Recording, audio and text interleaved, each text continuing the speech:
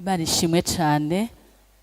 Dushimiye Imana cyane uyu mugoroba iduhaye kugira ngo dushobore kuba hano tugire icyo dusangiye mu bijanye n'ingene twohindura akazi kacu kakaba nk'igikorwa c'Imana. Mbe birabaho ko mba umuganga ariko nkaba nkora igikorwa c'Imana? Mbega vyokunda?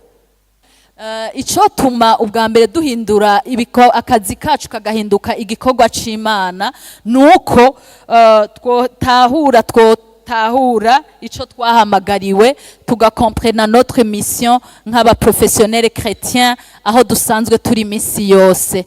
Rirya jambo ry'Imana riri muri Efesiens 2:10 riratubwira ngo turi biremwa vy'Imana, twaremewe muri Kristo Yesu kugira ngo dukore ibikorwa vyiza byose Imana yateguye kera ngo tubigenderemwo. Rero nitutaba turahindura mu mutwe, nitutaba turumva ko hari ibikorwa vyiza bitari ngaha mu rusengero gusa ariko biri hahandi nirigwa kwakira abantu, tuzonanigwa. Tuzoca twiyumvira yuko ivyo byo kugira neza nivyo mu rusengero, byo gukora neza nivyo mu rusengero, ntitubikore aho turi. Rero turahamagarirwa gutahura mission yacu. Nukuri hari ibikorwa vyiza wateguriwe kuva kera ubigenderemwo, haryuri birahari. Kajya kazi nyene ugatunganye nk'uko Imana igomba, ntuhusha akaryo nanje simpusha akaryo kugira ngo tubikore turiko tuzi nico turiko turakora. Ivyo rero biradufasha. Ikigira kabiri kizodufasha guhindura akazi kacu nk'igikorwa c'Imana n'igihe tuzotahura yuko turiko ivyo dukora vyose tubikorera Imana, ntitube nk'abariko bakorera abantu. Iryo jambo turaribona muri Kolosayi 3 umurongo wa 22 gushika kuri 24. Rirabitubwira neza ivyo tukora vyose dutahure ko si ujya mu shefu wanje, siwe nkwiye no guhanga amaso, nakwiye no kumbarira amasaha yo gutonda, nakwiye no kumbwira ingene ntunganya ibintu, nakwiye kumbwira ko kizira yuko ntwari ivy'aba beneficiaire, nakwiye kumbwira yuko ndi umukristo yamenye Imana. Ivyo nategerezwa kumenya hondi ndiko ndandika, ndiko ndakora ico ari cyo cyose ndiko ndagikorera Imana, sindiko ndagikorera umwana w'umuntu. Haratubwira ngo ivyo mukora vyose mubikore bivuye mu mutima nk'abakorera shobuja mukuru, ntimube nk'abakorera abantu, muzi yuko muzohabwa impera na shobuja mukuru niyo wa mwandu. Riratubwira neza ijambo ngo shobuja uwo Kristo niwe mukorera. Mwumvise? Shobuja uwo Kristo niwe mukorera. Mu vyo dukora vyose turahamagarirwa, niho bizodukundira ko igikorwa cacu kw'akazi kacu kazohinduka igikorwa c'Imana. Nigihe tuzotahura yuko shobuja mukuru dukorera ari Imana yo mwijuru, ngo niwe Kristo niwe dukorera. Rero ukura amaso kuri wa mushefu, kumbure ntakumereye neza, kumbure ntibinaryoshe, mugabo shobuja mukuru ni Kristo, kandi uwo Kristo ntagigiturire. Turafise inahe nyinshi ngene Kristo ajustifie umuntu, aburanira umuntu akandi ahemba neza. Sivyo ga yemwe? Ahemba neza. Rero tumukorere, dukore bijya nyene turimwo, tuzi ko turiko dukorera Kristo atari umwana w'umuntu turiko turakorera.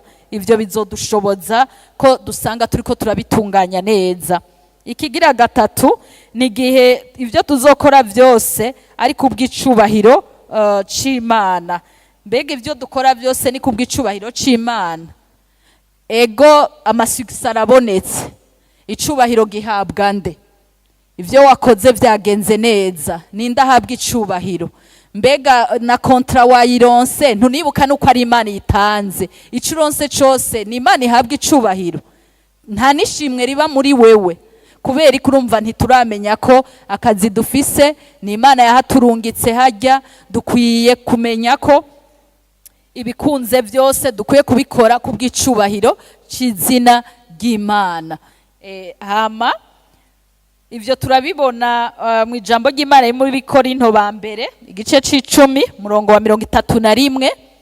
1 Corinthiens 10:31 haravuga ngo nuko iyo murya canke munywa canke mukora ikindi kintu cose mube mukorera vyose gushimisha Imana. Bibiliya iranagiye idushikanye n'ivyo gufungura. Mbe ivyo gufungura turashimisha Imana? Mubizi ngene ijambo rigenda rigashika kure. N'ivyo turya n'ivyo tunywa.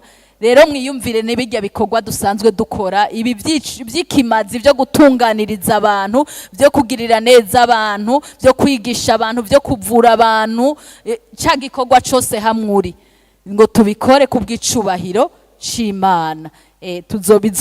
Bizodutera inguvu, bizodushoboza gukora nk'abariko bakorera Imana, igikorwa cacu akazi twahawe n'Imana tugagahindura ministère, tugagahindura igikorwa c'Imana. Ikigira kane cyo dufasha ni gihe dufise imigenderanire yimbitse n'Imana yacu. C'est quand nous avons une relation intime avec Dieu. Turabibona ba Daniel. Ibi bintu rero ntibizodushobokera nitutaba dufise imigenderanire yacu personnellement n'Imana yacu. Ntibizokunda tutize kurondera Imana twenyene. Ibi ntibizodushobokera tutinze gushira Imana mu kazi kacu muri vya bikorwa tukayishiramwo. Ibi bizotunanira, mugabo nitwabikora tuzokushobora n'ivyo tutibaza ko twoshoboye. Bizodukundira. Daniel vyaramushobokeye, twabivuze ko nta na eglise yari ihari. Barimenya, yagize imigabo yo kurondera Imana, yo kutihumanisha n'ibindi byose, mugabo arondera Imana ku gatwe kiwe. Kandi abayirondeye dufise isezerano ry'uko tuyibona, kandi niyo tuyirondeye mu kazi turayibona. Ndazi ko ngaha dufise intahe nyinshi z'abantu barondeye Imana mu kazi bayibonye, n'abariko barakora kundi musozi mwumvise ko babonye Imana. Rero Imana yacu tuyitware muri bijya byose turimwo.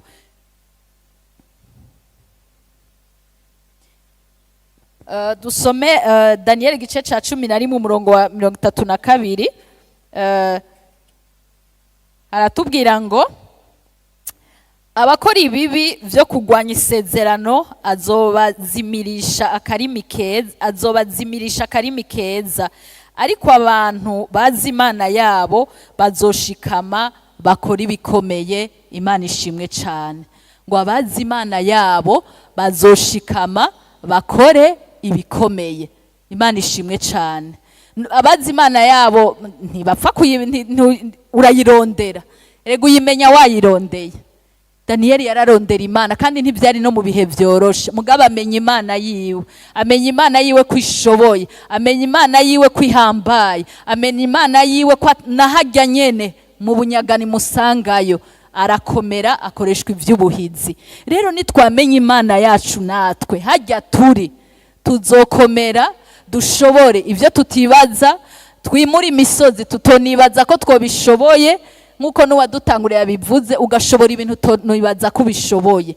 Rero turadusaba kurondera Imana yacu, turondera Imana ku gatwe kacu.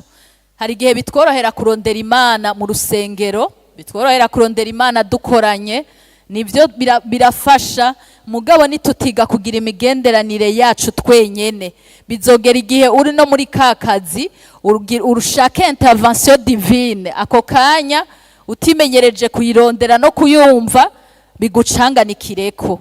Rero twige kurondera Imana mu byo twoba turimwo byose. Bizoshoboka ko dukoreshwa ibikomeye, dukoreshwa ivy'ubuhizi muri kajya kazi dusanzwe turimo. Tuzosanga vy'ukuri akazi kacu twagahinduye igikorwa c'Imana. Ica gatanu ni mu gihe twiyumvira abandi ntitwirabe twenyene. C'est quand nous pensons aux autres et non la recherche des intérêts personnels. Nukuri muri kajya kazi nimba tuciyumvira ama intérêt yiwacu twenyene, turi kure yo kwitwa bariko barakorera Imana hajya turi. Nimba we uri muri kajya kazi dufatira abandi kama projet wiraba wewe wenyene ugaproteja poste yawe, murazi ko haba n'ama poste ukayashiramwo nukuri nta gikorwa c'Imana uri kurakora ni waraba inyungu zawe zonyene. Yaba ikindi gikorwa ico ari cyo cyose uri kuratunganya, mbega n'amamisyo wama wipanga we wenyene, ni usanzwe ubipanga. Nukuri kwikunda aho ntuzoba uri kurakorera Imana, kuko ijambo ry'Imana ntidutegeka kwikunda, ahubwo twiyumvira abandi ubwa mbere. Dusome ibyo turabibona mu Filipi 2 umurongo wa 4 haravuga ngo kandi umuntu wese ntiyiyumvire ibyiwe gusa, ariko yiyumvire n'iby'abandi. Jambo ry'Imana yaduhamagarira kwiyumvira iby'abandi, ntituraba amayentere yacu. Hari utu avantage tuje hajyuri muri kijya kibanza urimwo, wiyumvira abandi ntiwiyumvire we wenyene. Ivyo bizodufasha. Iyi liste ntigarukira hano, hari n'ibindi byinshi byofasha umuntu kugira ngo ahindure akazi kiwe gahinduke igikorwa c'Imana. Ibi byo dufasha kugira ngo by'ukuri duheshe icubahiro Imana aho turi. None ibi bintu uko tuvyumvise, none duca tubigenza gute? Turavyumvise ko dukwiye kumva ko ari misiyo yacu, turavyumvise yuko dukwiye kwiyumvira abandi, yuko dukwiye gukora kubw'icubahiro c'Imana, turavyumvise ko dukwiye kugira imigenderanire yacu n'Imana. None tubikore gute? Turabire hamwe d'une façon pratique rero byogenda gute, nibiki byo dufasha concrete mu bunyene. Turavyumvise, yego ndumvise la mission yanje, ndumvise ko hari ibikorwa byiza Imana yanteguriye kera ngo ndabigenderemwo. None ndabigire gute? Turabi ibintu bitanu byo dufasha, bimwe byo dufasha gukoresha hajya turi, byo dufasha kugira ngo by'ukuri bije mu ngiro ivyo turiko turavuga. Turabe d'une manière pratique rero, de façon pratique, nibiki vyo dufasha. Hari ibintu bitanu vyo dufasha ko navyo bihinduka vy'ukuri, bikava mu vyo twariko turiyumvira bikaja mu ngiro. Hajyuri ubikore gute?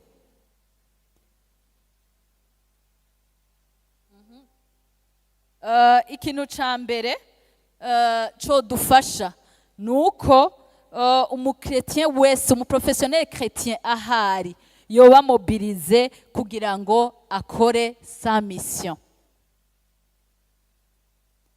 Ube mobilize, wumve yuko ni wewe urakangutse, ubunyene ni wewe ugiye gushira mu ngiro ibi turiko turavuga. Urafasha ingingo yuko ndagiye mu kazi kanje ntari wa wundi aziko gukorera Imana, ari mu rusengero gusa, ariko ndagiye ka kazi kanje ndagahinduye igikorwa c'Imana. Imana ishimwe cyane.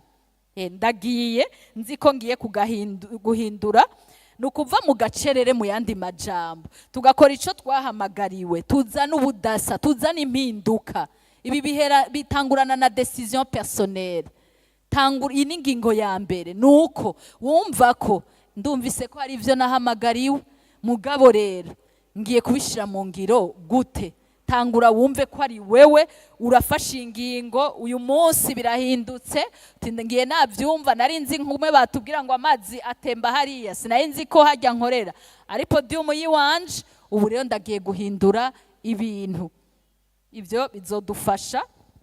Ikigira kabiri, nturi wenyene hajya ku kazi, hari abo mukorana baba chrétien baba professionnel bazi Imana, mugasanga mwese umwe yibereye hariya uwundi yibereye hariya, ntimuzi nta numwe azi ivyo uwundi arimo. Biradusaba yuko abemera Yesu Kristo ko baja hamwe bakagira ico bakoze, que ceux qui croient en Jésus-Christ se réunissent au lieu du travail pour prier. Abizera muje hamwe, musengere hamwe. Amasengesho afise ikimazi kuri byinshi. Uriyumvira uti ndi jenyene, tanga urusenga uri wenyene. Mugabo ndazi neza, aha nta muntu numwe afise ahantu akora yovuga ngo ni jewe jenyene ndi umukristo ndahari, nka kumwe kwa Eliya ngo baraheze bose hasigaye jenyene. Nta numwe. Ndazi ko twese urasanga ku kazi ufise uwundi muntu yizera Kristo, ni muje hamwe mugire ico mukoze. Niko natwe twatanguye tuja hamwe, turavuga ati nk'abana b'Imana nukuri ntitwukwiye kwinjira aha hantu, iki kibanza c'akazi kweri duhamagariwe kuhaba umwanya ungana gutya, tubeho ukunyene ataco turiko turakora. Dutangura gusenga Imana amasaha y'akazi ataratangura, mu nyuma ibindi biruguruka. Nukuri abantu bamenye Imana turakwiye kugira ico dukoze, kijya kibanza ukagisengeramwo nivyikimazi cane. Mu masengesho niyo dukura inkomezi. Turakwiye kandi kigira gatatu, aba professionnel bakagira aba chrétien mugire vision yo kuzana icubahiro c'Imana hajya muri. Suguhura gusa, suguhura ngo musengere ibindi bintu, kuko nitwasengera ibintu materiere tugomba ntituzogira umutwaro wo kwisengera twebwe nyene ngo duhinduke ba bantu Imana igomba berekana icubahiro cayo ku kazi. Muga mu ma objectif yo gusenga, yo musengera abe ayuko duhinduka, aba yuko tuba kakazi kacu gahinduka igikorwa c'Imana, kerekana icubahiro c'Imana. Ntihabe ya masengesho yo kwisabira ama promotion gusa. Oya, tubanze twerekane Kristo, kandi naho tubizi ko n'ama promotion arayatanga, kandi vraiment ico nta nayo yo twima ntaco yo yakoza, kuko agira neza ibihe vyose. Uretse ko nivyo tuba tunabikeneye kubisengera, mugabo tuzi neza dutekanye ko ari Imana ibitanga. Ama promotion ntava mu buraruko, ntava mu seruko, ko ijambo ry'Imana ritubwira uhoraho ni waduza, ni washira hejuru bamwe abandi akabashira hasi. Rero tugire ayo masengesho mutanguye, mugire vision yo kuzana icubahiro c'Imana hajya muri. Nivyikimazi cane. Ikigira kane nuko abo professionnels chrétiens bo créer kandi bakamentena ama assemblée de Dieu kugira yo gusengeramwo. Ntibibi vyo mwakoze rimwe muce mubiheba. Il crée et maintient